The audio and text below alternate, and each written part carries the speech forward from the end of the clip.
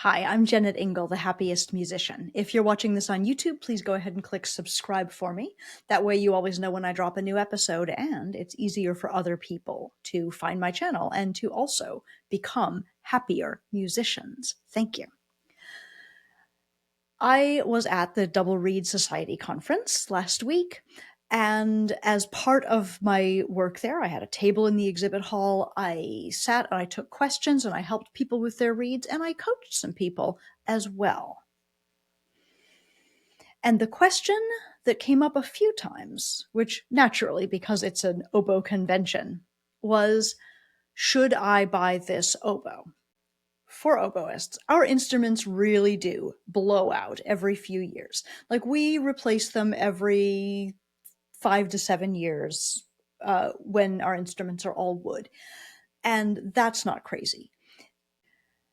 The decision becomes difficult when you are changing models, changing brands, doing something that is a significant upgrade with a price that reflects that. Oboes are expensive. I think some of the English horns that were available there were up to $12,000. That's nothing in violinist terms, but that is a lot of expense to have to take on every 5 to 7 years. It's not nothing. And for musicians who are historically not that well paid, especially for younger musicians, that is an amount of money that you really have to think about a little bit. So, very reasonable. I had conversations with people. Should I buy this instrument? It's going to give me the sound that I want. It's going to give me the ability to project more. It's going to give me the ability to be a better chamber musician. There are lots of factors that go into, like, what do you want from your new instrument and what do you need? What hole does this instrument fill for you in your career? And this is really different depending on whether you are a young person who is just starting in the industry and needing to find work and needing to take auditions, whether you are sort of in mid-career, your contracts are set, you are already working. Do you just want it to be easier to show up for work? Or is there something that you are wanting to lean into artistically, a different sound, a different voice? What is it that you are looking for?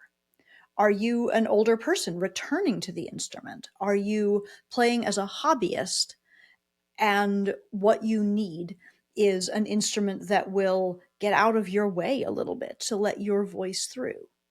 What are the factors that you are thinking about as you decide whether to make this investment?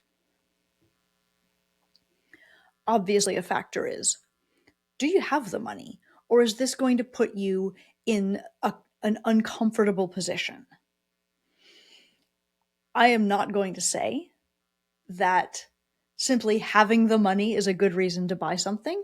And I'm not going to say that not having the money is a reason not to. But it's certainly a factor in your considerations, right? If your primary goal, and for years my primary goal was to win an audition and get a job in an orchestra, and I would have paid any amount for an oboe that would have made that possible in some kind of guaranteed way. And of course, that is not a thing that any instrument can guarantee you. But one really interesting conversation that I had centered around this thought. I need a bigger sound. I think this instrument can give it to me.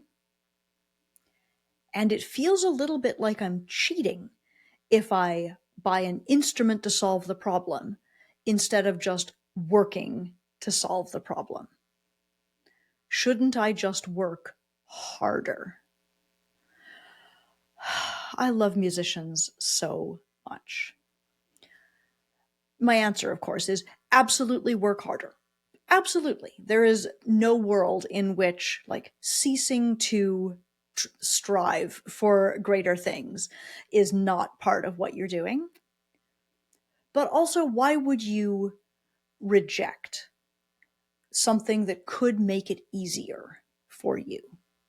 I think about the bikers in the Tour de France. They are not doing that on like that sort of basic commuting bike that's sort of turquoise with the big fat seat. Like they are using high tech, expensive carbon fiber bicycles that have been expertly engineered to be as efficient as possible within the rules, to be as light as possible within the rules. They are using the best bicycles they can get their hands on and the ones that are best suited to each of their own individual physiques. I think about Olympic athletes. Like they are not out there in Converse All Stars running those sprints. They are wearing the most high technical shoes that the rules allow. And they are still so fit, so well trained, working their absolute hardest, right? It is not easy by any stretch to be an Olympic athlete, to be a Tour de France biker. You can give me Lance Armstrong's bicycle and I will still not place at the Tour de France. I would have to put in the work. But if you can afford an instrument that actually moves you forward, that lets your artistry move ahead, get out into the world, why would you not do it? I'm sharing this idea here in my podcast, my entrepreneurship focused podcast, rather than on my 5-minute read maker oboe focused video channel, to point out that whether you are an oboist or not, and whatever your instrument, whatever your field is, I wonder where money could help you, where a greater investment from you could actually make your path easier. I wonder about coaching. I wonder about technology upgrades. I coached someone once actually who was working on a had to be 20-year-old laptop that crashed every time she tried to upload a video. She had all kinds of workarounds. It didn't have like connectivity with her phone because it was too old. So she would film something on her phone and then email it to herself and then open it from the email and then post it on something. It was the most complicated and cumbersome process. And money can help with that. I have worked with plenty of people who like have great ideas, have brilliant personas, have the ability to create big things in the world, to create real impact, both for themselves and for their colleagues, their students, their clients, and who are keeping themselves playing small because they are not willing, not able to move past their own imposter syndrome, their own hesitancy, their own fear of visibility. And this is something that coaching can help with.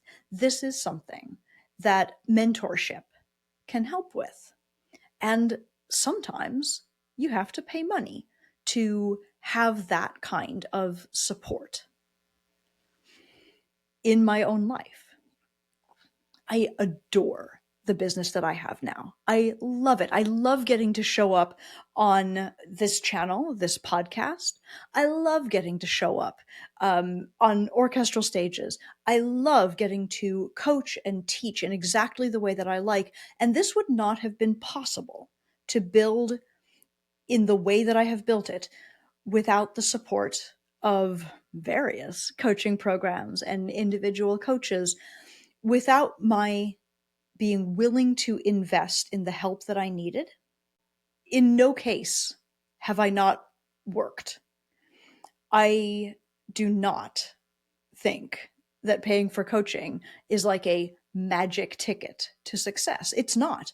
I absolutely have at every step of the way done my own work, written my own copy, battled my own demons to show up visibly, to show up articulately, to dare to talk about the topics that I talk about. It has not always been natural for me, but with the support that I've had, it has happened. And so, again, to you, I say, money is not the solution to everything. Of course not.